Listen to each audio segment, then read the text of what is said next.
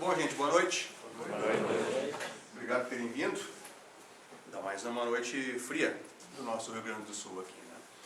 Para me apresentar, então, eu sou Ricardo Gazana Schneider, sou engenheiro mecânico, tenho um mestrado em engenharia de produção, já vão 20, eu sempre erro nas contas, mas 96, 2013, são 22 anos já na consultoria e mais alguns anos antes disso ainda no lado de vocês da trincheira, né, como CLT, né, tocando nossos processos, né. Também agora, em fevereiro, eu fecho 10 anos já de docência aqui na Fevale.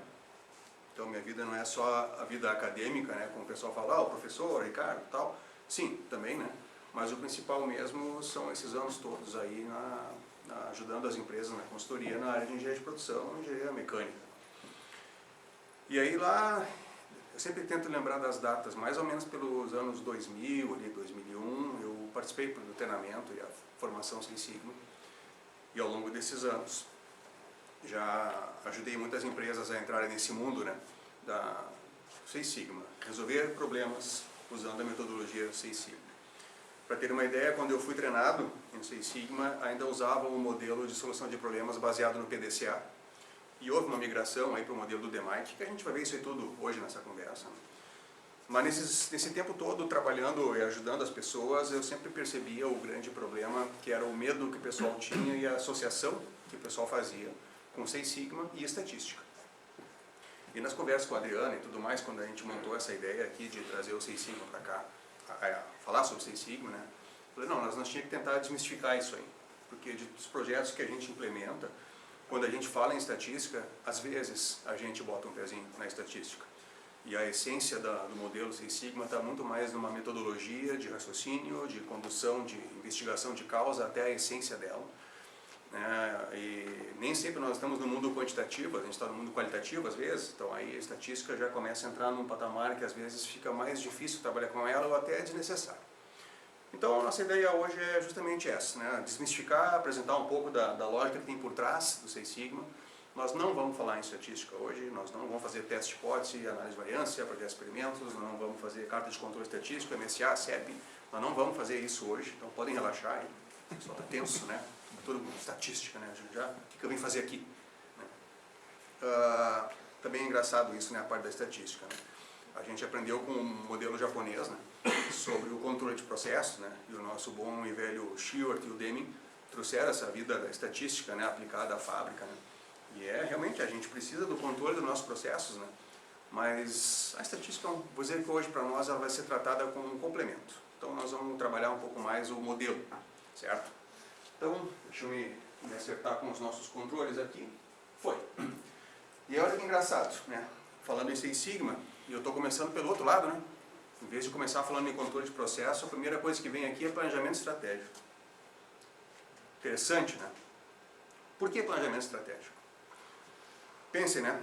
Vocês estão aí no mercado, se formaram, estão estudando ou estão com a vida profissional, cada um na sua carreira, né? Vocês sabem aonde vocês querem chegar? Provavelmente sim, né? Então vocês estão traçando um caminho com um objetivo, não é isso? Né? Vocês têm um objetivo de vocês, e tem um caminho de vocês, e isso guarda a rotina diária, o teu dia a dia, a tomada de decisões, e essas decisões acertam, alinham ou desalinham vocês com os objetivos de vida de vocês. O Seis Sigma foi concebido justamente para isso. As empresas têm o seu planejamento estratégico, e tem a gestão do dia a dia, da rotina, aquela que enquanto a gente tem lá num lado da empresa, a alta direção administrando recursos, tomando suas decisões estratégicas. Simultaneamente, do outro lado, tem alguém operando uma máquina, né? Tem alguém agregando valor efetivo a um produto que vai ser composto, colocado num outro e colocado no mercado. E isso tem que estar alinhado. Então, a primeira coisa que nós vamos falar hoje é planejamento estratégico. Vocês são conscientes de como é que funciona o planejamento estratégico? Vocês já ouviram falar de planejamento estratégico? O planejamento estratégico, ele tem uma concepção de dar o destino que a empresa vai seguir, dar o foco dela, ou seja, o que nós vamos fazer. Onde é que nós vamos estar daqui a 1 ano, daqui a 2, 3, daqui a 5 anos, onde é que nós vamos estar? Então, o planejamento estratégico, ele dá uma direção. Se nós formos pensar na essência do planejamento estratégico, a gente vai ver lá colocado na empresa num canto lá, missão, visão, valores. né? Ali está a essência da empresa. A empresa é composta por com aquela índole que está lá naquele quadro. E aquilo traduzido, né, unificado, juntado ao produto, ao serviço. Não precisamos só pensar numa fábrica, podemos pensar num restaurante, né, podemos pensar numa prestação de serviço qualquer, né, uma empresa de limpeza, uma empresa que faz gestão de portaria, não importa, não tem diferença. Ela tem a sua estratégia, ela tem o valor que ela agrega. Né, o cliente busca ela por uma necessidade de satisfação. Ele tem uma demanda, e ele busca a solução para uma demanda num fornecedor. Nós. Então nós temos uma estratégia. O que acontece quando dá tudo certo? Esse é o mundo lindo. Né? Nós planejamos o horizonte de 5 anos, desdobramos aquilo, nossa rotina deu certo, e se nós olharmos hoje, 5 anos atrás, o que nós planejamos, nós conseguimos chegar exatamente onde nós queríamos. É lindo. Só que não é assim. Não é assim. Existem as adversidades. Nós ainda estamos no Brasil, conhecemos muito bem o nosso país, tem adversidades econômicas, políticas, ambientais. Semana retrasada passamos por uma situação completamente inesperada aqui. Né? Tivemos um ciclone extratropical que quase devastou metade do estado. Eu saí da faculdade quinta-feira às 10 da noite, com direção, eu tinha que atender uma empresa em Criciúma na sexta, e eu já saí quinta-feira em direção a Xangri-Lá para dormir ali, para poder encurtar a viagem. Né? E eu saí no meio do negócio. Opa. Saí no meio do negócio. O meu plano era sair às 10 horas e chegar em casa à meia-noite. Cheguei em casa quase 1 hora da manhã. E ainda cheguei em casa, coisa que nunca aconteceu, entrou água na minha casa, por baixo da porta da frente, que nem pega água ali quando chove. A porta estava molhada nesta altura. 1 hora da manhã eu estava com a porta aberta de rodo, empurrando água para fora. Quer dizer, a gente planeja as coisas e não acontece. Numa empresa, numa situação empresarial, a mesma coisa, ela tem o plano dela. E normalmente a coisa dá certo, porque ela planeja o seu horizonte com base nas competências que ela tem, né, na empresa e tudo mais, seus potenciais. E às vezes a coisa sai um pouquinho fora. E aí entra o Six Sigma para puxar isso aí de volta para a linha do planejamento. Então vamos falar rapidamente sobre o planejamento estratégico. Faço com que os gestores se reúnam em certos momentos, né, para planejar o curto, médio e longo prazo. São avaliados os resultados já obtidos e são avaliados os cenários passados, atuais e futuros. E aí, com base nisso, com base em outras informações que a gente vai ver em seguidinha, né, a gente também tem informações para compor, né, justamente a nossa estratégia e planejar a nossa abordagem. Então, planejamento estratégico. Planejamento, o processo de planejamento existe sempre que é necessário prever o que vai acontecer no futuro. É uma coisa meio automática até para a gente. Nós estamos já olhando o que vai acontecer e já estamos achando qual é o caminho que nós vamos usar para nos desvencilhar, nos adaptar à situação. E estratégia? Estratégia que é legal. Estratégia que é legal. Ali que dá a visão que tu tem e a abordagem que tu vai tomar para desdobrar no planejamento e botar em prática a tua rotina. Olha como é que funciona a estratégia, dividida em 4 passos. Descrever como concretizar as ações estabelecidas. Levar em consideração os valores que norteiam a empresa. Orientar de que forma os recursos vão ser alocados. E criar uma vantagem competitiva. Ou seja, fazer isso tudo para que a gente consiga oferecer no mercado o nosso produto, o nosso serviço, a nossa agregação de valor. E o nosso cliente consiga, olhando o que nós temos para oferecer, o valor que nós estamos cobrando, olhando nossos concorrentes, entender, aquela empresa ali é que eu quero. Ela oferece o pacote que eu preciso. E nem sempre é o mais barato. Se a gente estuda dimensões competitivas, a gente vai ver que tem a estratégia composta por diferenciações e por custo também. Mas nem sempre o preço é levado em consideração. Às vezes a gente topa pagar um pouco mais caro para almejar um produto ou um serviço que tem uma diferenciação, que me interessa. E aí a gente se destaca da concorrência. Só que essa diferenciação, depois do cliente comprar, adquirir, contratar, pagar a gente e nós executarmos o serviço, o que tem que sobrar dentro da nossa empresa? Lucro, certo? Nós temos que entregar tudo isso para o cliente, executar o trabalho, pagar os fornecedores, todas as obrigações que nós temos, e no final tem que sobrar uma margem. Então nós vamos pagar para trabalhar. Não é? Se nós pagar para trabalhar, daqui a pouco nós mesmos não serve. Ou a gente acaba realmente entrando num falência. Tá. Se vocês pesquisarem um pouco sobre os níveis estratégicos, os níveis do planejamento estratégico, vocês vão entender. Nós temos, em teoria, 3 níveis. O nível estratégico, composto pela alta direção, e as decisões estratégicas, aquelas que eles tomam com base, né, no mercado que tem pela frente, no endividamento da empresa. Nós vamos ou não vamos comprar esse torno CNC que nós estamos querendo? Oh, temos dinheiro para isso? Vai ter fluxo de caixa para isso? Visões mais estratégicas. Desdobrado disso, temos o nível tático, que está realmente na gerência, na supervisão da empresa. E o nível operacional, de quem está realmente tocando a rotina lá diária, quem está operando o equipamento, quem está trabalhando efetivamente na agregação de valor final do teu produto. Então nós temos 3 níveis. Esses níveis divididos lá nos alta direção, a gestão e a operação. A parte legal disso é o seguinte, né? Seis Sigma entrou aqui para fazer com que este pessoal aqui, este nível, consiga fazer chegar onde se quer. Só que normalmente a solução do problema não está nesse nível. Ela está aqui. E o Seis Sigma tem que fazer essa conexão. Olha a responsabilidade da ferramenta. Eu converso muito com a minha esposa sobre a consultoria que eu dou, a gente troca muita figurinha. Semana passada ainda, ela também faz umas perguntas, né? E ela chegou à conclusão, ela, tá, mas espera aí, quando tu entra no projeto Seis Sigma, então, tu trabalha com todos os níveis da empresa. Sim. Em algum momento eu estou falando com a CEO da empresa, a presidência. Talvez no mesmo dia eu tenha que ir lá no chão de fábrica do lado de uma máquina. Tem um operador lá que é um cara fundamental para nós. Ele tem uma informação que falta, que a gente não mapeou. E eu pegando essa informação dele, alinhado com o que a alta direção tem, eu consigo fazer essa conexão toda. Então, quer dizer, não estou usando puxando para mim a figura da metodologia, né? A metodologia Seis Sigma, ela tem que trabalhar em todos esses níveis. A escolha de um projeto Seis Sigma, ela tem que estar alinhada com uma demanda estratégica, tem que estar embrenhada no nível prático, e nós vamos achar normalmente a solução dela no nível operacional. Ou seja, trocando em miúdos, nós estamos procurando uma característica, uma variável que eu preciso controlar. E ela é a variável que responde direto pelo resultado daquela meta desdobrada no planejamento estratégico. Só que eu tenho que entender qual é a meta, achar esse caminho. E lá numa operação, eu sempre uso a figura de uma pessoa operando uma máquina, uma injetora de plástico, qualquer coisa. Lá tem um parâmetro. Aquele parâmetro de todos os outros que tem ali é o que está normalmente atrapalhando o andamento do negócio. Mas qual deles? Aí que a gente tem que entrar e mapear essa situação toda. Vamos ainda explorar um pouco mais esse planejamento estratégico. Nível estratégico. Quando a gente faz um planejamento estratégico, o nível estratégico enxerga isso aqui. Quais são as forças e as fraquezas da empresa?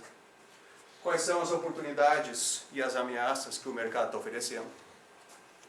No longo prazo. Se nós olharmos hoje, né, a nossa... Aí fora, hoje, segunda-feira, se nós olharmos para o mercado, pensem na empresa de vocês. Quais são as forças? O que a empresa de vocês tem que é um diferencial? Cada um vai conseguir imaginar. E quais são as fraquezas? Quais são os pontos a melhorar? Também, com certeza, cada um consegue enxergar. Agora vamos olhar pelo ambiente. Quais são as oportunidades que temos? Tem tanta oportunidade, legal, né? E quais são as ameaças? Temos ameaças. Dificilmente, se tiver algum empreendedor aqui, alguém empreendedor mesmo, pessoal, Silvio, por exemplo, ali, um empreendedor, né? Silvio, quando tu começou a tua empresa, ela era exatamente como ela é hoje? Não. Tu teve que te adaptar a algumas coisas, não teve? Pois é, tu aproveitou oportunidades e tu teve que te preparar para as ameaças. Tu te preparou para as ameaças com a parte mais forte ou com a parte mais fraca da tua empresa? Com as tuas forças ou com as tuas fraquezas? As forças. Com as forças. Entendeu? Mas tu não desprezou as fraquezas, né? Tu teve que isolar elas para te fortalecer, para poder encarar uma ameaça aqui, né? Um concorrente, um novo entrante, uma tecnologia que ficou defasada, enfim. Quer dizer, esse negócio é meio dinâmico. Tanto que o planejamento estratégico é realizado em intervalos regulares. A gente faz um plano para 5 anos, normalmente a gente avança um ano e despreza outro. Então, quer dizer, eu estou olhando 5 anos, só que agora eu avancei um ano, então não é só mais 4, é mais 5. E aquele ano ficou para trás e eu tenho que olhar o que eu fiz. E assim a gente vem andando, ano a ano, né? Olhando um horizonte mais... Eu falo 5 anos porque geralmente é o padrão, não é uma regra. O nível tático, ele vai pegar esses objetivos do planejamento estratégico, as metas, e vai conduzir isso desdobrando cada um para a sua rotina. Então vamos pensar lá na alta direção, montou um planejamento estratégico, e o nível tático nós estamos falando do gerente da área de recursos humanos, do gerente, o diretor, enfim, da parte operacional, o pessoal de compras, o pessoal da área comercial, o pessoal da manutenção, as gestões. Esses são o nível tático. E aí vamos lá, né? A minha empresa então tem o objetivo de dobrar o faturamento em 5 anos. Perfeito? Perfeito. Dobrar o faturamento não quer dizer que vai dobrar o resultado. Concordo? É só o faturamento. Muito bem. Mas vamos pensar que para isso acontecer, eu tenho que dobrar o volume de produção. Pô, peraí, para dobrar o volume de produção em 5 anos, eu tenho que arranjar espaço físico. Estoque, matéria-prima, logística interna. Nesse momento, o gestor da manutenção está quase infartando. Na verdade, ele, meu Deus, se já agora está difícil, imagina com o dobro de produção. E eu vou precisar de recurso aqui. Estão entendendo que ele está fazendo o desdobramento do planejamento estratégico? Ele está olhando, não, mas eu preciso botar mais 3 tecnomecânicos, mais 4 eletrônicos, eu preciso aumentar o estoque, não sei o que, vai entrar. Aí o pessoal da fábrica está dizendo, com essas máquinas não vai dar, eu vou precisar comprar mais 3 injetoras. Caramba, 3 injetoras. Lá vamos nós. Onde é que vamos botar isso? E o cara da manutenção está dizendo, se vai comprar mais 3 injetoras, eu preciso achar espaço aqui, planejar preventiva, corretiva, preditiva. Quer dizer, uma direção estratégica mexe com a empresa toda. Se eu vou botar mais 3 injetoras, o RH vai dizer, quem é que vai operar esse negócio? Tem que contratar gente? Vai. E não é só 3 operadores, é toda uma estrutura de apoio. Logística interna, paleteira. Né? Vamos treinar esses caras como? Será que a gente vai pegar do Senai ou vamos treinar interno? Está entendendo o que o nível tático, a analogia que eu faço, ela não é bonita, mas o nível tático ele é a mortadela do sanduíche. Né? Está entre o nível estratégico, que tem as visões, e está entre o nível operacional, que tem que fazer funcionar. O nível tático, não, pera um pouquinho. Então vamos lá, vamos ter que organizar esse negócio para ele poder andar como a gente quer. E no terceiro nível temos o nível operacional. E esse pessoal está lá hoje agregando valor. Está lá operando máquina, está lá fazendo entrega, está lá prestando serviço, está fazendo tudo. Tudo.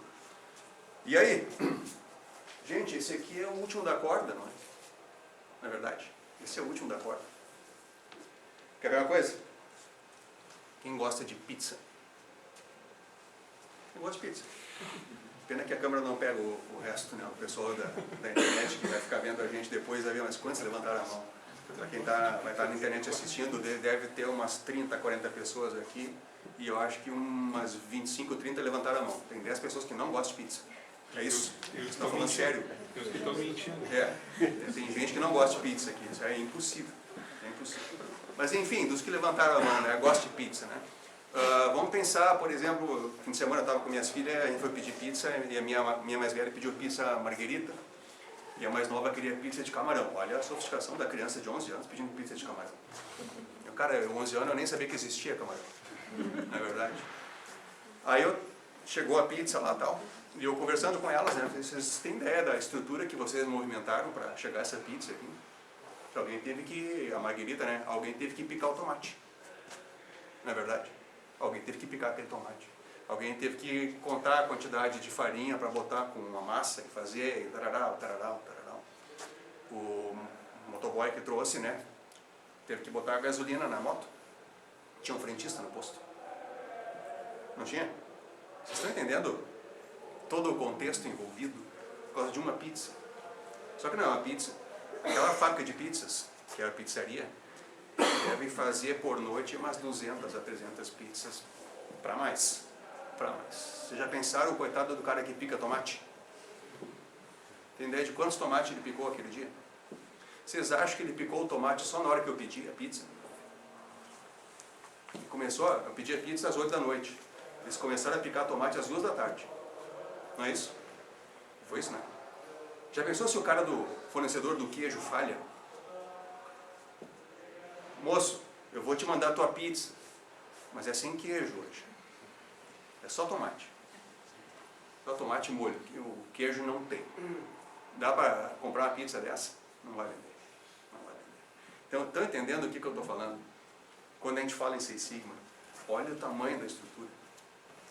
Às vezes nós estamos com um problema que não está nem na empresa, ele está nascendo lá no fornecedor, ou num transportador. Está vendo que a estatística nem entrou no meio? Isso que eu acho legal. Acho legal. A estatística entra para fazer arredondamento, mas tem coisa que não está base na estatística. Tu imagina se o cara não entrega o queijo. Vamos fazer uma análise de variância disso? Teste de hipótese? Não. Por que não entregou o queijo? Ah, na verdade porque deu um problema lá no Rio Grande do Sul, choveu pra caramba e nós não conseguimos transportar o leite para não sei o que, para fazer o queijo para lá. Tá vendo? Nem temos como gerenciar isso aí. Claro que temos. Claro que temos. Nós só não podemos ficar presos num só, nós temos que ter um plano B, na verdade. Se aquilo é parte interessante do nosso processo e faz parte da agregação de valor e está alinhado com o nosso planejamento estratégico, eu não posso ficar na mão de uma situação dessas. Eu vou usar ela como aprendizado. Certo? E eu vou ter que achar um plano B. Eu tenho que ter um outro fornecedor de queijo. O coitado do rapaz que estava picando tomate lá. E se ele se machuca? Eu brinco, né? A pessoa tem que ter direito de pegar seu Covid. Não é verdade? Vai ficar uma semana em casa. Alguém tem que continuar picando tomate. Que é parte integrante do molho de tomate, da pizza margherita e de outras. E não é só o tomate, né? Agora olha para quando tu pega tu nunca mais vai comer pizza, né? Da mesma maneira. Quando tu pegar um cardápio e tu for escolher a pizza, tu vai olhar, caraca, vai dar trabalho esse negócio. Tá valendo a pena aqueles 80 pila. Tá até barato, né, da pizza, na verdade. Então, tá lá, olha as nossas atividades operacionais. Se nós olharmos direitinho, né, como é que funciona o planejamento estratégico, olha lá, o planejamento desdobrado no nível tático, pensando em mercado, financeiro, produção, organização, RH e toda a estrutura, todo o nível da gestão. E depois nós temos a parte operacional mesmo. Aqui está a empresa de vocês. Certo? O que a empresa de vocês tem que dar? Resultado. Só que o resultado é construído no nível operacional para atender uma demanda do plano estratégico. Pronto. Mudamos agora a visão empresarial. Certo? Ela não é mais simplesmente eu operando minha rotina ou eu querendo resolver um problema da minha empresa. Não, peraí, isso aí está dentro de uma sopa muito maior e mais complexa. De forma resumida, primeira etapa, planejamento estratégico. Como é que ele funciona? Primeira etapa, análise do ambiente interno e externo. Certo? O que nós temos, qual é o potencial do mercado, o que a gente já fez, o que a nossa empresa pode fazer. Né? Esse é o ambiente. Segundo, as forças e fraquezas, né? As oportunidades e ameaças. Segundo, o que a nossa empresa faz? Qual é a missão, qual é o objetivo da nossa empresa, qual é o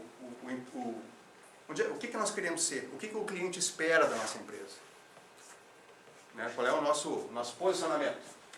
Agora sim, conhecendo o que o mercado quer, o que o mercado oferece, o que a gente consegue fazer, o que a gente quer fazer, eu começo a pensar nas minhas estratégias. Então tá. Nós temos 4 áreas de trabalho na empresa, tem uma área que já chegou no patamar bom e para crescer realmente eu tenho que fazer um investimento milionário. Tem uma outra área que tem um grande mercado, vale a pena apostar nela. Essa área, então, nós vamos botar uma estratégia para ela. Ela tem que crescer 20% no primeiro ano, mas tanto, e no final de 5 anos tem que dobrar de faturamento. Beleza? Estou aproveitando as oportunidades, ameaças, o perfil da empresa, o que tem no espaço. Tá, nós vamos jogar a empresa para essa direção sem perder aquela. Nós vamos abrir uma segunda área de faturamento. Uma estratégia boa, certo? A gente vê uma estratégia boa. Uma balança, a outra segura, dentro do mesmo guarda-chuva, temos um resultado lá. Então, montei minha estratégia. Agora vamos ter que botar isso aqui em prática. Aqui saiu do nível estratégico e entrou no nível tático. Agora nós vamos botar em prática isso aqui. Então, para nós fazer isso aqui, nós temos que comprar equipamento, contratar pessoas, achar espaço físico, achar um outro site. Falei em site agora, né? Podemos agora, não, vamos vender isso aí pela internet, então. É outra tecnologia. Há uns 2 anos atrás, eu estava orientando no TCC de um aluno, aqui da região, aqui, e eles estavam montando um e-commerce do sapato que a empresa deles fabricava, do calçado. E ele era o cara que estava fazendo análise de payback deste investimento, para montar o e-commerce. E no final da orientação do TCC, ele descobriu que a estratégia que a empresa, pelos cálculos que a gente fez, a estratégia que a empresa estava montando e a previsão de retorno não estavam compatíveis. Ele estava estimando o retorno em 5 a 7 anos e a empresa queria em 3 anos. E ele falou, em 3 anos não dá o payback que a empresa quer. Um aluno de engenharia. E ele teve a ideia, que é o que a gente ensina para ele, de pensar nos cenários. E ele mudou os cenários da empresa, diminuindo investimentos aqui, botando mais em marketing ali, e tarará, tarará, ele conseguiu compor 2 cenários que fechariam com com a ideia do retorno financeiro da empresa. Foi, apresentou o trabalho, foi aprovado, levou para a empresa empresa mudou a estratégia, acreditou no trabalho dele. Então, mudaram a estratégia, entendeu? Então dá para fazer. Mas não estou dizendo que Six Sigma tem que mudar a estratégia, eu tenho que dizer que a gente tem que ser ciente das nossas estratégias. E aí sim entra o que a gente chama aqui, que as empresas pouco conseguem fazer direito, pela experiência de anos de diagnósticos, né? Que é o controle estratégico. Não é só controle, é o controle das características que envolvem o planejamento estratégico. Certo? Por que controle? Mas é muito fácil, é muito fácil. Eu não posso só pensar em ir, eu tenho que monitorar o meu trajeto, não é verdade? Quem pega uma estrada aí, vocês pegam a estrada loucamente, ou de vez em quando vocês dão uma olhadinha no velocímetro? Tem que cuidar, né? Porque tem uns radarzinhos aí, né? E 4 pontos aqui, 5 pontos ali, 4 pontos aqui, dá uma pontuaçãozinha, se contar as multas, né? Se contar as multas. Eu consegui tomar uma multa esses dias. 3 km por hora. Não foi a pior, eu já tomei multa por 1 km por hora. 1 km. Essa foi 3. Era 60 e eu passei, desculpa, era 50 e eu passei a 60. Ali em Taquara, naquele radar ali. Estava uma chuva federal de noite e eu cuidando com a estrada. Então, quando eu vi o radar, não quis frear demais para não... Eu já vinha devagarzinho, que é 80, né? Já vinha a 60, ali era 50, freiei, passei a 60, tira 7, 53, tomei 4 pontos. Ou seja, a gente tem que ficar monitorando, não tem controle? Tu não tem que ter controle. A tua empresa não tem que ter controle. Vocês não têm orçamentos que vocês mensalmente olham os centros de custo, se vocês conseguiram atender ou ficaram fora. Controle, não é? Se tem controle financeiro, por que não controla também as variáveis do processo? Ah, eu tenho controle. Cara, isso é coisa que eu ouço assim que é mais... Isso é como é que eu vou dizer, nós pensar em auditoria, isso é não conformidade dada. Toda empresa cai. É só botar o nome da empresa, o formulário já está preenchido. Tu controla o teu processo? Controla. A gente chega lá no processo. O que esse cidadão está fazendo? Ah, ele está fazendo tal operação. Beleza. Quais são os controles que ele tem que fazer? Aí dá aquele silêncio. Não, ele faz inspeções, não faz? Não, a qualidade que faz. Não, a qualidade não faz inspeção.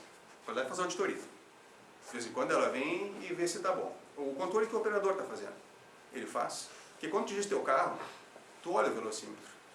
Tu não pede para alguém olhar para ti o velocímetro. Acontece, né? Às vezes tem a pessoa no banco do passageiro que fica ali, né? Tá meio rápido, vai devagar. Né? Tem. Mas não é função dela. A função é tua. Tu tem que olhar o velocímetro. Tu tem que olhar o ponteirinho da gasolina. Tu tem que olhar o ponteirinho da temperatura. Vocês já viram que os carros de hoje não tem mais ponteiro de temperatura? Já repararam nisso? Os carros modernos tem só uma luzinha. Por que tiraram o ponteiro de temperatura? Pararam para pensar nisso? Hã? Ninguém olhava. Ninguém olhava. É melhor botar uma luzinha piscando. Acendeu uma luzinha, então para. Mas ninguém ficava olhando para ver. Não olhavam, não é engraçado. Não olhavam. Era dinheiro posto fora. Tanto é que tiraram e ninguém reclamou. Não fazia falta. O preço do carro não baixou porque tiraram o ponteiro. Continuou mesmo. Certo? Agora tem uma luzinha. A luzinha quando acendeu é tarde demais. Tarde demais. Ela não está dizendo. A luzinha do carro não diz que está superaquecendo. A luzinha ela fala do passado. Já superaqueceu. Tu tem que parar. Parou. Não, mas eu vou. Tu não sabe em que ponto tá, não tem mais. É uma luzinha acesa. 0 e 1. Acendeu, parou. Pronto, acabou o teu controle. Então nós não podemos chegar nesse ponto. Ó, o que o planejamento estratégico tem de relação com o Six Sigma? Finalmente, a gente veio aqui falar sobre o Six Sigma e o cara só fala em planejamento estratégico, porque nós não botamos lá no planejamento estratégico. Né? Olha ali. As rotinas operacionais são o dia a dia da empresa, não é? Novamente, eu falo muito do chão de fábrica, que é por natureza, né? Engenheiro mecânico, a gente nasce para chão de fábrica. Mas quem é que é da área comercial? Aqui tem alguém da área comercial? A área comercial não tem a rotina dela também? Todo dia. Todo dia ela está lá porque ela tem metas a cumprir. Ela tem a rotina dela diária, né, de esforço comercial. Qualquer área, qualquer área. Dentro dessas rotinas, ó, nós temos uma série de variáveis envolvidas. Algumas variáveis são as variáveis críticas. Ou no inglês, as tais KCCs, Key Control Characteristics. Isso não quer dizer que eu não tenha que monitorar o resto. Mas para uma certa operação fabril, por exemplo, bem fácil de enxergar, nós temos várias variáveis envolvidas. Algumas pouco relevantes, outras fundamentais. Errou essa variável, deu errado. Deu errado. Vou dar um exemplo, processo de pintura.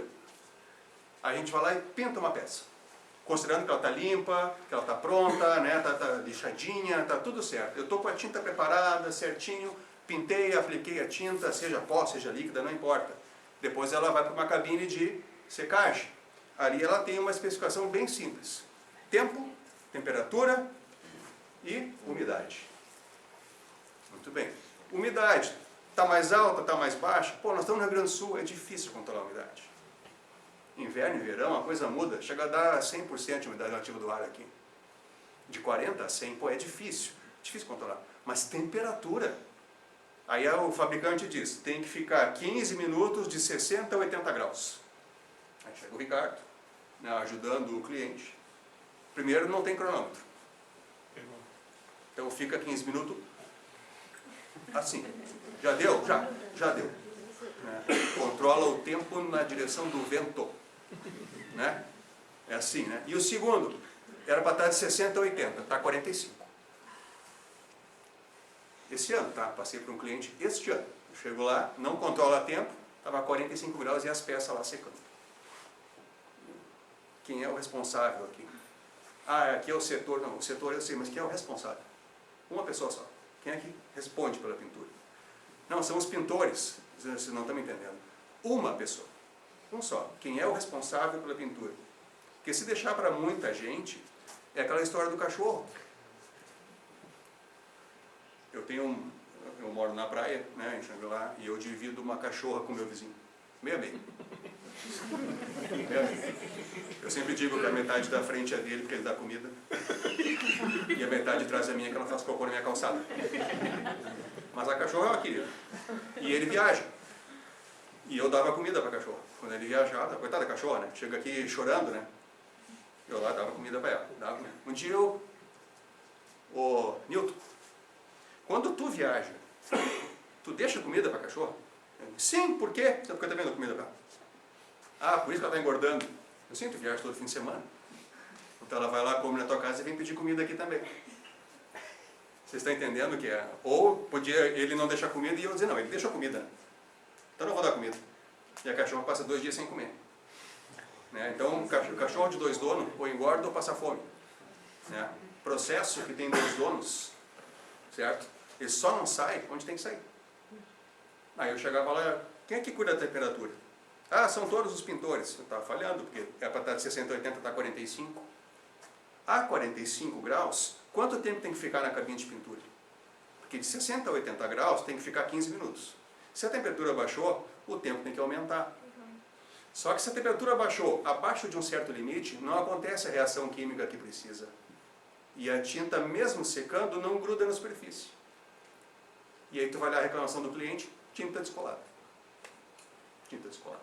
Ah, nós pintamos direitinho, mas não está fazendo uma característica crítica controlada. Temperatura. Gente, a coisa mais fácil que tem é controlar a temperatura na cabine de pintura. É botar um termômetrozinho ali, a pessoa, ou botar um negócio automático. Hoje o controlador automático custa 500 pila. Resultado da história. O que nós estamos falando?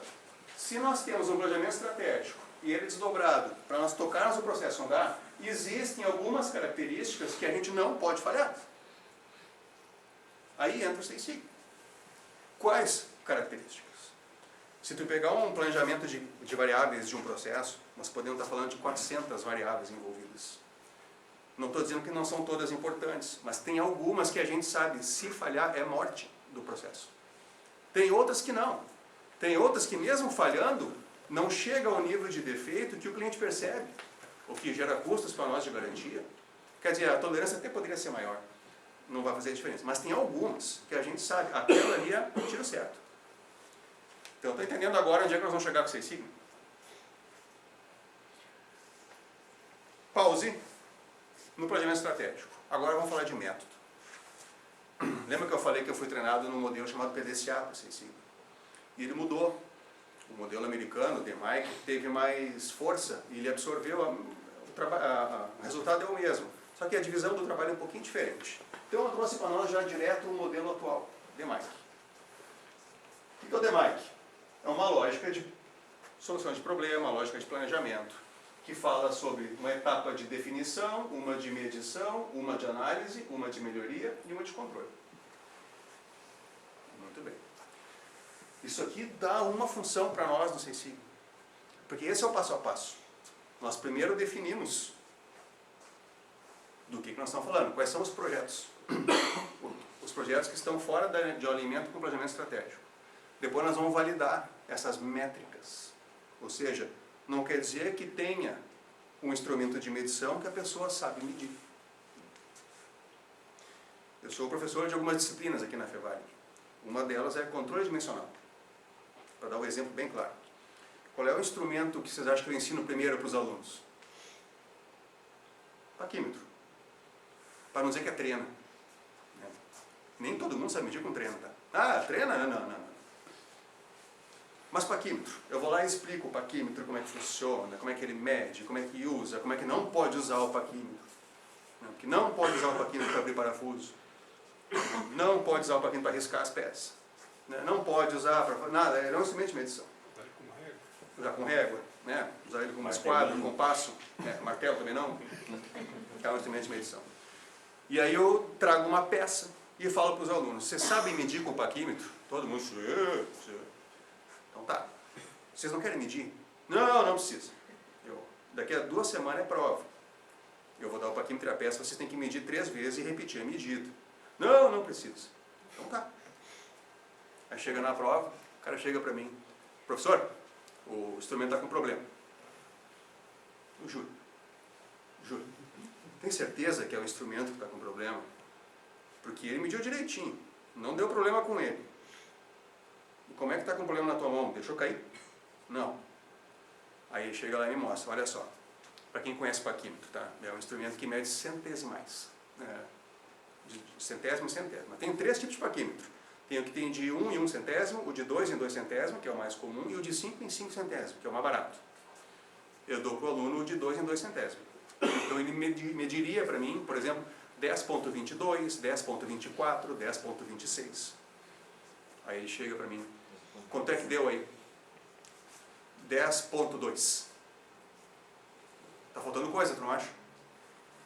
Como assim? Você é um instrumento centesimal, você me deu a primeira casa, decimal. Aí ele olha, tá. 10.23. Falei, também não. Também não, porque é um instrumento de 2 em 2 centésimos. Ou é 10.22 ou 10.24. O ponto 23 não sai desse instrumento. Aí o cara fica olhando. Qual é o problema que deu? Eu não consegui repetir a medida. Sim, mas você está medindo fazendo um malabarismo com a peça ou com a quinta. Lembra que eu ensinei que tu tinha que botar ele na bancada, prender ele, colocar, ter uma leitura com a visão correta? Ah, sim. Resultado, não é só ter um instrumento de medição. Não é verdade? Quer ver um exemplo bem prático? Vamos falar de radar de carro, então. Se o radar é 60 e vocês estão dirigindo, a que velocidade vocês colocam o ponteiro do velocímetro do carro de vocês para passar num radar de 60? Pode falar. 60. Ninguém bota 60. É de 50 para baixo. Dá vontade de empurrar, né? Para trás, não, 40 não. 60 para cima. Hã? 60 para cima. 60 para cima, pode empurrar. Tem 7% de margem. Aí tu fica pensando, mas se é 60, por que não bota 60? Quem é que quer andar devagar na estrada? 60 é uma velocidade super tranquilo. A pessoa não bota 60 porque ela não confia em alguma coisa, ou no velocímetro dela, ou no radar, não é verdade? Pois é, só que o radar, ele desconta 7 km por hora. E o velocímetro do teu carro, ele dá 10% para menos. Ou seja, se tu passar a 60, na verdade ele vai marcar uns 45, 47. Se for pegar na conta final. Quer dizer, a chance de tomar uma multa é muito pequena. Não, mas vamos passar 55 para garantir, né? Vai que eu tomo uma multa. Estão entendendo que o sistema de medição ele tem que ser validado? Quer ver um outro ponto? Vamos estender um pouco mais o raciocínio. Nós estamos com rejeição interna. Silvio, me ajuda lá. Vamos que eu diga que nós estamos com 10% de rejeição interna. Isso virou um problema para mim. Beleza. A primeira coisa que a gente faz é confirmar se é realmente 10%. Se o sistema que está alimentando esse gráfico está certo, né? E se realmente o 10% é 10%. Normalmente não é 10%. Normalmente a gente tem o caso do ignorante é um cara feliz. Ele ignora a situação.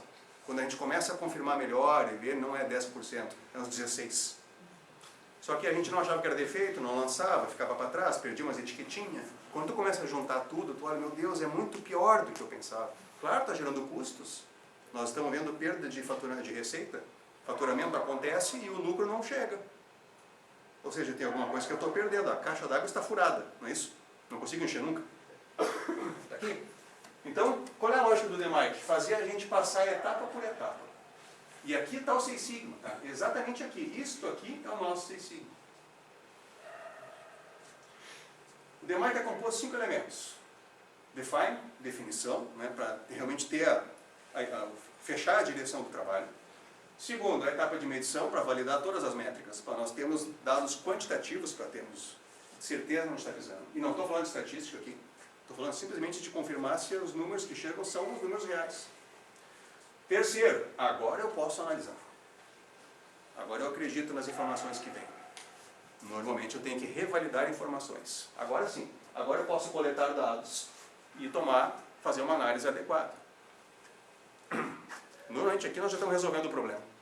Ah, mas eu preciso ainda refinar alguma informação, tá? Aí entra as estatísticas. Mas normalmente a gente resolve isso aqui nessa parte. Aí eu consigo elaborar um bom plano de ação. Ó, improve, melhoria. Agora eu vou implementar um plano de ação pequeno, objetivo, barato e definitivo. Poucas ações com muito resultado. E obviamente, se eu acertei isso aqui, eu tenho que agora estabelecer o controle. Padronizar tudo, né, registrar, documentar, implementar os pocaioques, as coisas que a gente precisa. E poder sair desse projeto com a consciência que ele não incomoda mais. Eu vou ir para o próximo. Esse aqui acabou. Para passar rapidamente pelo DMAIC, tá? Aqui tem os pontos principais da etapa de definição. Qual é o problema, qual é a meta, o cliente está tendo impacto, quais são as características importantes, qual é o processo. Eu tenho algumas questões a validar para poder realmente dizer, olha, realmente o problema que eu tenho é este aqui. Então, lá do planejamento estratégico, eu tenho vamos pensar na prática, eu tenho algumas diretrizes que saíram do planejamento estratégico que eu, na prática, não estou conseguindo cumprir. Pelos controles estratégicos, eu estou vendo, por exemplo, que eu estou crescendo o faturamento, mas o meu número de horas de máquina em manutenção corretiva está aumentando em vez de diminuir. Isso não fecha com a conta de resultado. Então, peraí, ou eu seguro o aumento de faturamento, que ninguém vai fazer isso, ou eu tenho que descobrir por que eu estou com as horas de manutenção corretiva crescendo. Ah, as máquinas estão quebrando mais. Faz sentido. Né? Inclusive, com o aumento de faturamento, eu estou realmente dando mais trabalho para os equipamentos, os nossos ativos estão mais esforçados, estão apresentando mais falhas. Mas eu não quero essas falhas. Então, eu tenho que entrar com uma estratégia de manutenção, de preventiva, de preditiva, né, de organizar isso. Para quê? Para que as corretivas não sejam as principais causadoras das paradas das máquinas. Pronto. Então, eu tenho que começar a entender direitinho qual é o meu problema. Uma vez entendido o problema, nós vamos poder ir para a etapa de medição. Agora sim, agora eu vou começar a validar todos os números que eu tenho. Inclusive, eu vou sentir falta de outras informações e eu vou ter que coletar elas. Ou seja, o japonês fala no Gemba. Você sabe o que é o Gemba? Tem alguém me ouvindo? Chão de fábrica. Deixa uma cabeça e não. Você sabe o que é o Gemba? É o chão de fábrica. Muito bem. O Gemba, vou trazer um pouquinho da história. Quando a Toyota começou, depois da Segunda Guerra Mundial, a crescer e se fortalecer e até chegar no que chegou, as reuniões de diretoria, a presidência da Toyota chamava seus diretores para discutir problemas. E os diretores vinham dar soluções como a gente está acostumado. Só que lá eles conhecem muito bem o seu produto. E a presidência sabia, às vezes, que a resposta estava errada. E ele falava, vocês têm que fazer o Gemba. Ou seja, ele fazia o diretor da empresa ir até o chão de fábrica. Sai da tua sala e vai lá com a tua equipe analisar o problema. Quem é de chão de fábrica? Dirceu é um cara de chão de fábrica, nem eu, Dirceu. Uma coisa é a gente resolver o problema por teoria. Na teoria a gente resolve tudo. Aí chega na prática lá, o cidadão está lá vivendo uma outra vida diferente daquela que a gente planejou. E lá está a solução do problema, não está, José? A solução do problema está no chão de fábrica. É ali que está o problema. Falando em fábrica de novo, né? Volta meia, volta a falar de fábrica, né? Isso é um vício, né? Mas é lá que as coisas acontecem. Então, quando a gente fala em coletar dados, nós temos que ir até a fonte do dado. Vou dar um exemplo bem prático para nós. Vamos falar de carro, que é bem comum. Primeiro que eu gosto de falar de carro, né? Falar de combustível, diz uma coisa, você está andando no teu carro e fura um pneu. Está com problema, concorda? O teu objetivo não vai ser atingido, né? Tu quer te deslocar, ter um resultado, não vai porque o pneu está furado. Como é que tu resolve esse problema? Quem é que pode me dar uma ideia? Oi? Troca o pneu. Troca o pneu. Perfeito. Porque na verdade tem um pneu no porta-malas que em tese está calibrado. Todo mundo calibra pneu aqui? Vocês lembram da STEP? Pois é, olha o potencial que nós estamos vendo, né? Mas ok, então vamos trocar, vamos considerar que ele dá direitinho, pega o pneu, bota no lugar, bota o pneu furado pro porta-malas, né? Tu concorda que tu continua com o pneu furado? Continua, só não está atrapalhando, mas está lá, não é? Quem é que é de manutenção aqui? Tem alguém? Tem um ditado sagrado na manutenção que diz: quem tem um, não tem nenhum. Então tu tinha 5 pneus, um de reserva, agora tu não tem mais reserva. Então tu tem que fazer o que com aquele pneu, gente? Consertar. Então vamos dar nome certo para as coisas. Quando tu pegou o pneu furado, botou no porta-mala, pegou do porta-mala e botou lá, não foi ação corretiva isso. Isso foi uma ação de contenção. Tu trouxe o carro à operação, mas tu continua com o pneu furado. Tu não resolveu o problema. Muito bem. Então agora vamos ter que fazer o que para consertar aquele pneu? Um borracheiro. Não é isso? Borracheiro é um momento muito técnico, né? Chega lá, o cara inspira uma confiança técnica, o borracheiro, você não acha? Ele chega com aquela cara dele, o que foi? Poxa vida, nem boa tarde se dá, né? O cara já chega, o que foi? Nada, eu estava passando e entrei. Não, o senhor conserta a geladeira? Não, eu estou com um pneu furado aqui, o senhor pode dar uma olhada? Tá, ele vai lá, pega o pneu, conserta, põe no lugar, devolveu o step para o lugar dele, não é isso?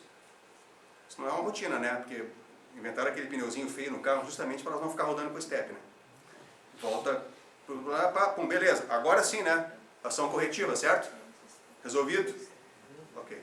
Nunca mais vão ter pneu furado nesse carro agora, né? Nossa. Não temos certeza. Ou seja, nós consertamos o pneu, mas nós não descobrimos o que. Qual é o teu nome, perdão? Brian, o que ficou faltando a descobrir? Como não furar o pneu? A causa raiz, né? Por que furou o pneu? Muito bem. Vamos fazer uma enquete rápida. Nem vou perguntar quem já teve pneu furado aqui, porque todo mundo já viu o pneu furado. Com certeza. Quem é que furou o pneu por motivo de prego? Se a câmera pudesse pegar. Quem furou o pneu por motivo de parafuso? Também foi. Quem furou o pneu por motivo de buraco no asfalto? Quem furou o pneu por motivo de esquecer de calibrar? Que não furou, na verdade, só murchou. Muito bem. Então nós temos várias possíveis causas. Como é que nós atacamos uma por uma? Rotina. Não compra mais carro, né? Tem como sair dessa, né? Sinuca de bico? Não, claro que dá. Quer ver uma coisa? A rotina de calibrar pneu é semanal, certo? A gente está falhando.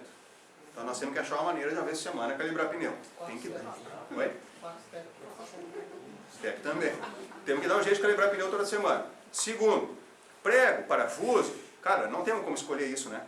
Está andando e está ali no teu trajeto, né? Mas se o pneu estiver em boas condições, bem calibradinho, com a borracha bem farta, não é qualquer prego que fura. Muito menos parafuso.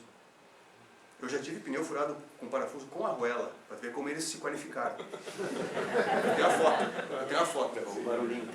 Pneu com arruela. Parafuso com arruela no pneu. Mas, cara, se o pneu tiver realmente com um borrachão bem mais largo, não é qualquer pneu parafusinho que atravessa ele. E quer ver outra coisa? E os buracos, como é que a gente faz? Anda devagar. Dá tempo de desviar. Não é? Dá espaço regulamentar para o carro da frente, que aí tu enxerga o buraco. Senão ele passa e tu passa junto. Então dá espaço, anda devagar. Se tu mudar a tua rotina, teu processo, tu evita o pneu furado. Não é verdade? Vocês podem olhar, quem fura mais pneus são os mais jovens. Os mais velhos não furam tanto pneu. Eles já andam mais devagar, eles já lembram de calibrar, eles já entenderam que... Já sofreram bastante, eles já entenderam bem um pouquinho, não precisa ser tão rápido assim, eu tenho que calibrar o pneu. Eu vou lembrar do step. Certo? Ele vai calibrar o step. Resultado, estão entendendo como é que nós temos que começar a entender? Nós usamos estatística aqui? Não. Não usamos. Estão vendo como é legal? Um projeto Six Sigma pode ser muito fácil se nós começarmos a enxergar o horizonte como um todo. E não somente aquela questão que eu preciso coletar dado. Até dá, mas às vezes não precisa. A gente resolve de outra maneira. Então está aqui, ó. Medições. Eu tenho que chegar na causa raiz do problema. Olha como 5 minutos de conversa a gente abriu a cabeça agora sobre causa raiz, né? Não é só o parafuso, um prego, tem mais coisa. Terceiro. Ficou fraquinho aqui. Analisar. Agora que eu tenho dados, eu tenho que olhar para eles. Eu tenho que achar o que nesse monte de informação que eu coletei, Brian? A causa raiz. Eu tenho que achar ela. E às vezes não é uma só. Às vezes é mais do que uma. Que nem o caso do pneu. Nós achamos umas 3, 4 potenciais. Pronto. Nós não vamos deixar de tratar nenhuma delas. Às vezes eu preciso validar para ter certeza. Eu tenho que ir lá e testar uma. Eu vou lá e provoco uma falha com a causa que eu acho, para ver se a falha acontece como ela se manifestou. Sabe aqui, ó? Descobri. Lá no chão de fábrica, a gente conversa com as pessoas, ele dá outras ideias para nós vamos validar. Nós temos que cercar esse assunto. Esgotar o assunto. Tá, agora eu consigo planejar um plano de ação realmente objetivo. Porque eu investiguei todas as possíveis causas. E eu já sei, isso aqui não é problema. Daquilo tudo que eu tinha, isto aqui é a minha causa, são minhas causas raízes. Agora eu vou montar um plano de ação para elas. E esse plano de ação tem que mirar o controle das variáveis críticas. Pronto. E aí? Improve. Implementa esse plano. Executa as tuas ações, coloca elas, testa para ver se deu certo. Eu executei todo o plano de ação, e aí? Está resolvido o problema. Isso tu fala para o teu chefe. Resolvi. Resolveu mesmo? Está resolvido. Não volta mais? Não volta. Daqui a um mês o teu chefe chega. Eu preciso resgatar um assunto contigo. O que foi, chefe? Lembra que tu me deu garantido que estava resolvido o problema? O cliente devolveu. Puxa vida. Mas é que ficou faltando tal coisa. A desculpa sempre vem, né? Só que não estava resolvido o problema, concorda? Depois tu pediu aumento para o chefe. Mas tu lembra aquela vez? Ele vai lembrar. Estão entendendo o negócio? Nós temos que acabar com o assunto. Poucas ações, ações definitivas, em todas as possíveis causas. Se é para pecar, pecamos pelo excesso, não pela falta. Eu não sei se vale a pena, faz. Porque se tu não fizer, pode ser que tenha valido a pena. Tu mesmo disse que eu não sei. Não é verdade? Então tu vai lá, diga. As ações têm que ser tomadas todas no mesmo tempo? Não. Ou como eu vou diferenciar que ação eu tenho que tomar inicialmente? Vamos lá, desculpa, estou errado. Francisco fez a pergunta, pessoal, para todo mundo ouvir, se todas as ações têm que ser tomadas no mesmo tempo. Na verdade, a gente nem consegue fazer isso, Francisco, porque tem ações que a gente faz com muita facilidade, num curto prazo, quase imediato, e tem ações que eu preciso de um tempo para movimentar uma estrutura, né, para negociar uma verba, ou para implementar ela e avaliar o resultado daqui a 30, 60 dias, para dar ela como resolvida. Então eu preciso de um plano de ação que traga isso tudo. Um cronograma de ações dizendo o que tem que ser feito, quando vai ser feito, que valor vai ser gasto, se tiver valores. Eu preciso montar uma estratégia para resolver o problema, que sai justamente dessa etapa que a gente está falando. Uma opção seria utilizar o 5W2H? Fala mais alto. O 5W2H seria uma opção para esse plano de ação? Sim, deixa eu repetir para todo mundo ouvir. Ele está perguntando se o 5W2H pode ser um modelo de plano de ação. É o mais usual, tá? É o mais usual. A gente planejar, sob a lógica do 5W2H, considerando até custos quando envolvido, ação por ação. O grande negócio é não ter ações em demasia, e sim saber quais ações a gente precisa para fechar o assunto. Poucas ações, ou o mínimo necessário, mas ações realmente contundentes e objetivas. E nunca esquecendo que depois de implementar as ações, não dá para dar como resolvido o problema se nós não fixamos aquilo de uma maneira que ele não volte. Vocês sabem como é que funciona a zona de conforto, né? A gente está acostumado com uma rotina. A fábrica, a empresa está acostumada com uma rotina. A pessoa que está lá trabalhando está acostumada com a rotina. Quando tu vem propor uma mudança na rotina dela, essa mudança mexe na zona de conforto. Isso é um desafio para nós da área técnica, porque a gente não teve formação comportamental na nossa história. A gente só soube ser técnico. E na verdade tem uma pessoa trabalhando ali, tu vai propor uma mudança na rotina dela, essa mudança tem que trazer mais conforto para ela. Essa mudança tem que trazer menos tempo, menos esforço, ou tem que trazer mais ciência da situação. Ela tem que ter um ganho. Simplesmente mudar a rotina dela por outra rotina, normalmente tu sai dali e a rotina anterior volta. E tu deu como resolvido o assunto e não verificou se estava resolvido. E daqui a pouco o teu chefe te chama, voltou o problema. Ou pior ainda, a gente vai lá e treina bastante uma equipe e dá como resolvido com base em treinamento.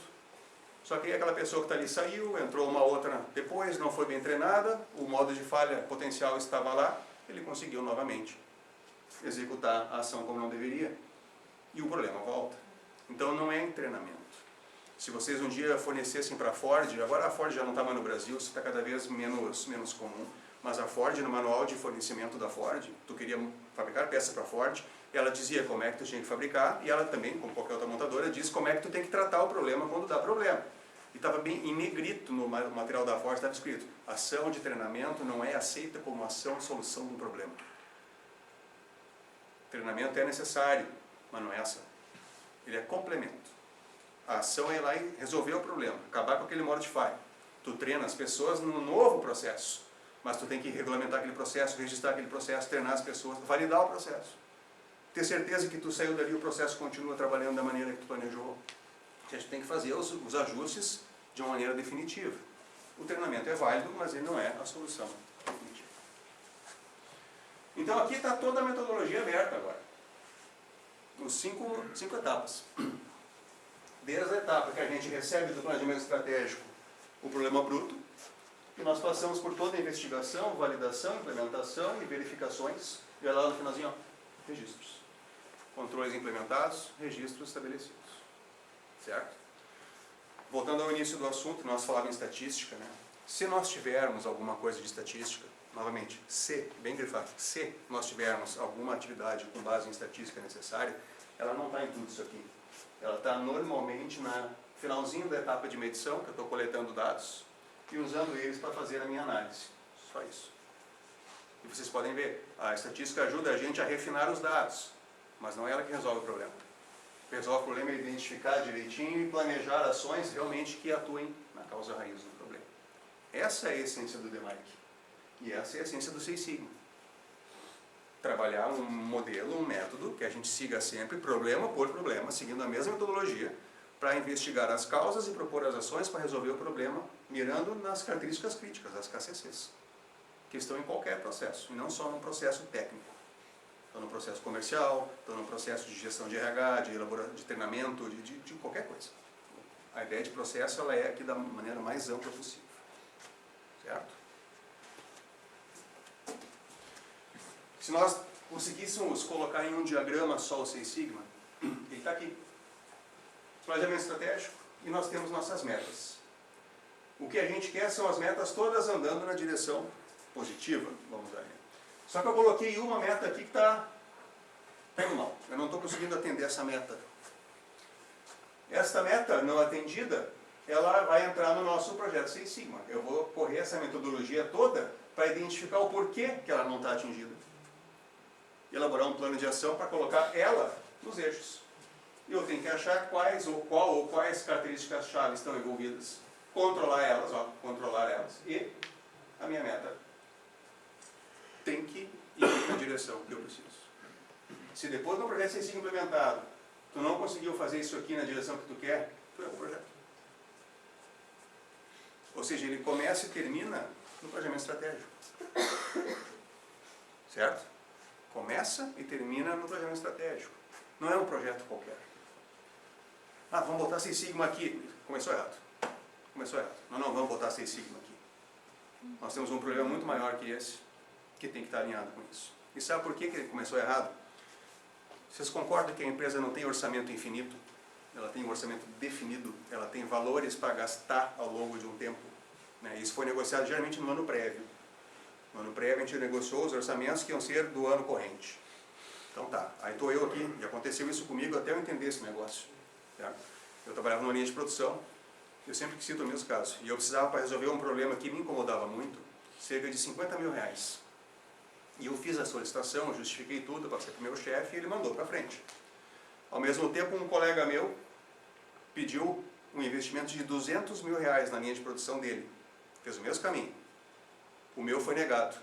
A empresa não tem dinheiro para gastar. O dele foi aprovado. Eu, não. Aí chamei meu chefe. Qual é o negócio? 50 mil não tem, mas 200 mil tem. Ele o problema, a questão toda é que o problema dele tinha um indicador gerencial lá que estava fora e o dele resolve. O teu é um problema também, mas só resolve para ti. Aí a empresa achou melhor gastar 200 mil no dele que 50 mil no teu. Caraca, olha que coisa. Que coisa. Puxa vida. E não é que faz sentido? Não era implicância dele comigo, ele tinha razão. Só que não foi tão fácil assim para eu entender isso. Foram muitas vezes eu tentando resolver problemas da melhor maneira possível, né, e não conseguia. E às vezes eu via também problemas meus sendo resolvidos, mas eu tive que entender isso. E como é que eu entendi isso? Quando me explicaram isso aqui. Não, espera um pouquinho. Tu está num contexto, tu tem que trabalhar dentro do contexto. O contexto é, a empresa tem uma direção para andar, tu tem que resolver os problemas da empresa que não estão deixando ela andar na direção que ela quer. Não só os problemas que tu quer. Aí um cliente que eu atendi ano passado, ele falava, aqui na empresa a gente mata o boi, primeiro come o filé. Depois a gente come o resto. É uma empresa de imóveis. Né? E eu, cara, ele tem razão. Por quê? Porque a gente tende a resolver primeiro os problemas mais fáceis. Não é verdade? Nem sempre são os principais. Os principais são os que afetam o andamento do negócio. Quando tu entende isso, a tua visão da tua área de trabalho muda completamente, porque tu passa a enxergar teu trabalho como teu gestor. Não é verdade? E se vocês olharem o texto da ISO 9000, ela fala desenvolver os potenciais humanos da empresa para que cada um seja o pequeno gestor no seu alcance. Resultado, o diretor, presidente da empresa, ele é um gestor. O gerente de compras, de qualidade, ele é um gestor. O operador da injetora, ele é um gestor. O técnico eletrônico da manutenção é um gestor. Cada um gerenciando o seu campo, o seu alcance. E o que a gente quer com a empresa? Qualquer empresa. Se ela quebrar, acabou o emprego, concorda? Então a gente não quer isso, né? A gente quer que ela vá para frente. Cada um de nós tem a sua parcela. A sua parcela está ali, ó. Cada um de nós, ó. Se nós não tivermos o nosso alinhamento, está lá o que acontece com a nossa parcela. Então quando a GE trouxe a ideia do Six Sigma, GE, Motorola, olha que eu nem falei de histórico, né? GE, Motorola, trouxeram a metodologia do Six Sigma, eles trouxeram aquilo para resolver problemas estratégicos deles. Detalhe, produção de equipamento eletrônico. As taxas de falha são baixíssimas, mas o volume de produção é muito grande. Ou seja, mesmo com taxa de falha baixa, por conta da margem pequena de contribuição de cada produto vendido, uma falha um pouquinho mais sistematizada dá prejuízo pelo volume de produção. É fácil. É R$1 de prejuízo por peça, ok, faz 10 milhões de peças por ano. São 10 milhões de reais de prejuízo. Está entendendo? A indústria eletrônica é nesse volume o negócio. Então, o resultado, quando idealizado o Six Sigma, foi para resolver esses problemas, aqueles operacionais, mas que afetavam diretamente o planejamento estratégico da empresa. E a gente não pode perder nunca esse conceito. Ah, vou botar Six Sigma aqui. Não olha para cá. Nem sei se aqui cabe o projeto Six Sigma. Olha para o planejamento estratégico. Olha para as metas que a empresa tem. Tá, onde é que ela quer chegar? Ali. Aqui não está dando certo. Por quê? Ó, aqui tem o potencial do projeto Six Sigma. O que o projeto Six Sigma tem que ter para dar certo? Tem que dar uma boa redução de custo, tem que aumentar a satisfação do cliente, tem que estar alinhado com as metas estratégicas. Fechou isso aí? Dá certinho. Por que dá certinho? Porque se tu está tentando fazer uma mudança num processo e tu não está conseguindo, tu vai conseguir o apoio de toda a estrutura, que está afetando toda a estrutura. Eu não estou conseguindo mexer no layout. Por quê? Porque eu não consigo tempo, não tenho espaço. Espera um pouquinho que nós temos que olhar, isso aqui é importante. É isso que vem no projeto Six Sigma. Entendeu? A gente consegue capilarizar essa ação em todas as áreas necessárias, porque está todo mundo batalhando pelo mesmo resultado. O nosso plano de melhoria, então, né, só repete aquilo que eu estou falando. Ó. Adequar as técnicas necessárias, às vezes até com técnicas estatísticas. Trabalhem em equipe. não se resolve um problema sozinho, né? Esse problema estaria acontecendo, mas ele tem uma abrangência, ele tem causas em várias áreas, nós precisamos desdobrar aqui, né, em equipe. O poder de análise de uma equipe é muito superior a de uma pessoa sozinha, não é verdade? Planejamento da abordagem usando a metodologia, no caso o DMAIC, fundamental, tem que ter metodologia, senão a gente não consegue chegar na causa raiz. Os projetos têm que estar alinhados com os indicadores gerenciais, com o planejamento estratégico. Projetos soltos, avulsos, não vão andar porque a alta direção não dá suporte. Vamos botar aqui um projeto Six Sigma, esquece, a alta direção não vai dar suporte. Vai dar suporte se estiver alinhado com a estratégia da alta direção. Os projetos alinhados com metas estratégicas tem que ter um dimensionamento de tempo adequado, resultado com impacto direto perceptível pelo cliente. O cliente tem que ver a gente evoluindo. Deve permitir métricas apropriadas, ou seja, tem que conseguir medir o antes e o depois. Ficou melhor? Ficou. Por quê? Não, parece melhor. Não, já não serve. Esse projeto nem pode começar. Ele tem que começar quando eu tenho uma métrica dizendo como é que ele está, depois eu executo ele, e lá no final eu comparo aquela métrica com a do início. Sim, tivemos 15% de ganho. Tem que dar para medir. Tem que trazer ganho financeiro. Tem que trazer, senão não movimenta. A empresa está lá para dar resultado financeiro. Hoje as empresas que nós trabalhamos não são filantrópicas. Elas têm que dar resultado, até porque o resultado de um ano é usado para o crescimento do ano seguinte.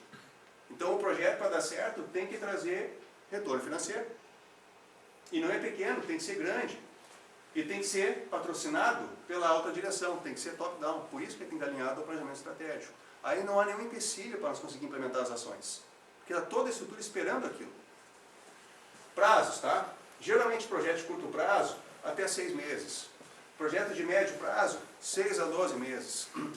Por experiência prática, projetos com mais de 6 meses já começa a cair na rotina e se confunde e acaba morrendo. Então, os projetos que dão bem legal, 4 a 6 meses é certeza que dá certo. Que ainda está na emoção do projeto, todo mundo quer ver, tá, e não deixar a peteca cair. Passa de 6 meses, já virou orçamento às vezes, virou de um ano para o outro, já entrou festa coletiva no meio, já trocou de um semestre para o outro, entrou algum fator econômico, político, climático no meio, já tirou o foco. Então projetos curtos, focados, muito mais resultado que os projetos longos. Fator de sucesso, alinhados com a meta estratégica, primeiros resultados, mesmo que parciais no curto prazo. Isso é importante, a gente começa a analisar o problema, a gente já começa a ver coisa para fazer. Aí às vezes pergunto, tá, mas eu preciso esperar a análise para implementar as ações? Às vezes durante a análise tu vê, tá, mas eu já posso resolver esse negócio? Já começa a dar resultado ali. Então aquilo que está caindo de madura, tu já atua em cima. Coloca no plano de ação até como já realizado, para ficar registrado. Mas não perde tempo. Estava pronto para ser resolvido, então vai lá e resolve. Então isso ajuda a gente a ter resultado rápido. Dando resultado rápido, o que acontece? A motivação continua. Pô, tá dando certo, já acharam coisa, já estão fazendo. Pronto, virou assunto do momento. O projeto tem que ser bem divulgado em todos os níveis, porque a gente vai precisar articular com todos os níveis. Então todo mundo tem que saber o que está acontecendo, e quando tu, que é o condutor do projeto, tu está na tua área, tu chega lá numa outra área, eu preciso conversar contigo, eu estou com um problema lá, tu já vai estar sabendo do que se trata, porque tem um projeto envolvido. Entendeu? Abre portas quando a gente divulga, né, e deixa todo mundo ciente. E fundamental, a empresa tem que ter as competências necessárias. Ou seja, espaço físico, capacidade humana, né, pessoas com conhecimento necessário, algum orçamento, eventualmente, se precisar fazer algum ajuste que não está no plano. Mas, enfim, essas competências, né, que não são só competências pessoais, competências profissionais e ambientais do negócio, tem que estar aí também. E a ideia era essa, era não falar de estatística hoje. A ideia era falar mais de contexto, né, onde é que começa e onde é que termina. Tá? A gente conversou bastante aqui, eu gravei toda a apresentação, eu vou subir ela para o YouTube e depois a Adriana disponibiliza para quem precisar. O PDF disso aqui também vai estar disponível, é só solicitar. Agradeço muito a vocês a terem vindo aqui nessa noite fria de segunda-feira. Né?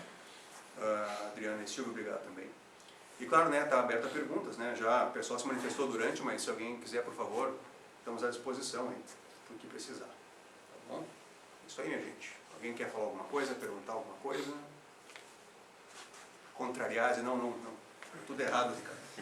Também vale, né? Também vale, né? Bom, minha gente, então é isso. Muito obrigado. Né? Uma boa noite a todos. Né? E estamos à disposição. Querem falar alguma coisa para eles? Eu acho que eu só vou agradecer, né? Mas como o professor Ricardo falou, a gente vai estar passando a apresentação para vocês, né?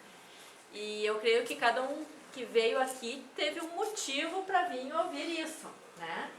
Então, certamente são coisas que já despertam o interesse de vocês, que já tem aquela dúvida, como é que eu faço, isso vai me ajudar, vai resolver, não vai resolver. Espero que as orientações desmistificaram mesmo, né? Que não é uma coisa estatística complicada, que é muito mais uma visão de processo. E que a gente vai estar disponível, né? O Ricardo também, se vocês quiserem, daqui a pouco ir para a empresa de vocês, trocar uma ideia com o gerente, com o gestor e pedir uma visita do Ricardo para conversar um pouquinho sobre os processos, a gente também vai estar disponível. Eu acho que tenho o contato de todo mundo. Se alguém, alguns me perguntaram se podia vir sem agendar, se alguém não deixou seu contato, depois pode me deixar aqui, tá? Que eu vou estar passando o link da apresentação e tal, e aí se quiserem solicitar alguma coisa, eu fico à disposição também para esse curso e também para outros que a gente vai ter nos próximos meses, né? Eu estava conversando com o pessoal já na entrada que está previsto agora para o dia 14 de agosto, a gente dá um curso sobre o Seis Sigma no aspecto de como ele pode ser usado para redução de custos. Então vai ser um curso de um dia, vão ser 8 horas, numa segunda-feira, né, Ricardo? Que é o que a gente conseguiu organizar de agenda. Mas é um curso então mais intensivo, com exercício, né, um grupo menor, que a gente possa conversar, trocar algumas ideias e já trazendo cases práticos de aplicação da metodologia, tá? Então também vou estar passando para vocês um cardzinho da divulgação, o nosso sistema de inscrição é bem simples também, temos algumas parcerias, alguns descontos também, e vamos ficar muito felizes se a gente puder ter vocês aqui na capacitação também. É isso aí. Acho que é isso. É isso aí. Tá bom. Beleza, Adriana? Então tá. Pessoal, obrigado então. Boa noite.